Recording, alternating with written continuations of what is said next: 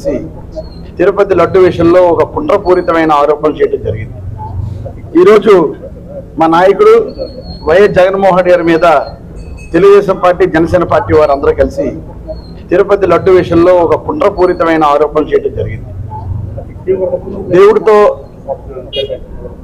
ముఖ్యంగా వెంకటేశ్వర స్వామితో ఆయన్ని రాజకీయంగా వాడటం ఈ సరైన విధానం కాదని ఒక వెంకటేశ్వర స్వామి భక్తుడిగా నేను చెప్పడం జరుగుతుంది.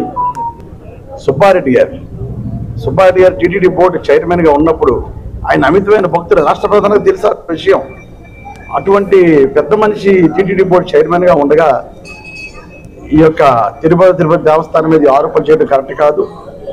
ఏదైనప్పటికీ కూడా చంద్రబాబు నాయుడు అంటాం, దాన్ని పవన్ కళ్యాణ్ గారి పబ్లిసిటీ చేయటం ఇది కరెక్ట్ కాదని నేను భావిస్తున్నాను.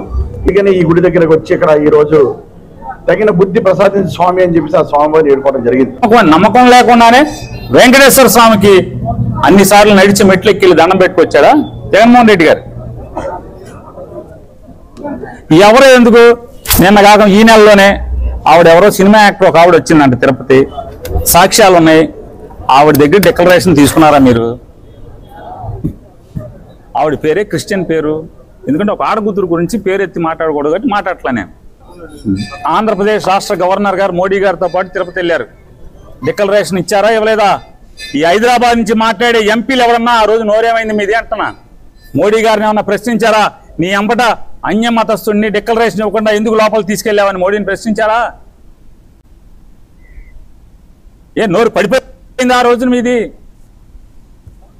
ఈ రాష్ట్రం కాదు నీది, నువ్వెక్కడో పరాయ రాష్ట్రంలో బతుకుతావు. ఇక్కడ హిందువుల గురించి, మతం గురించి, గుడి గురించి మాట్లాడతారు మీరు.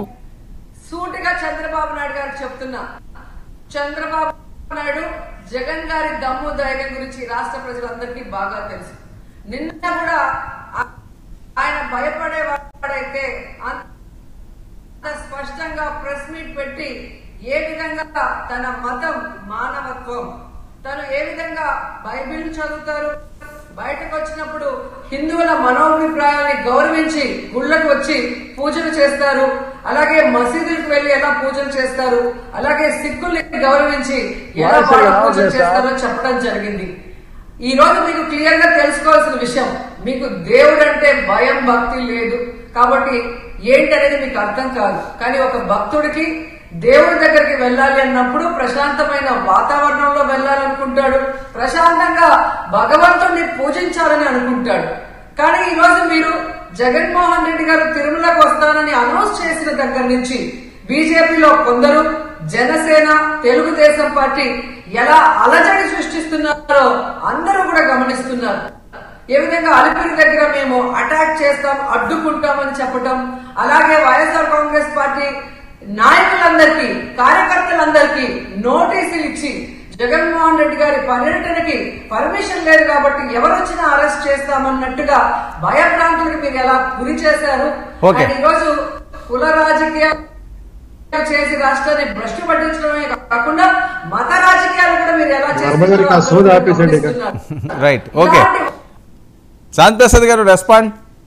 నోరు పడిపోయిందా? ఇంతకుముందు జరిగినవన్నీ కూడా మీకేం వినిపించట్లేదా, కనిపించట్లేదా, ఈ రోజే గుర్తొచ్చాయని అడుగుతున్నారు. వర్మ గారు, మీకు ప్యానల్ ఉన్న సోదరులకు చూస్తున్నప్పుడు నమస్కారం. అవగాహన లేని వాళ్ళు, బుద్ధి జ్ఞానం లేని వాళ్ళు ఇది మాట్లాడేంటి?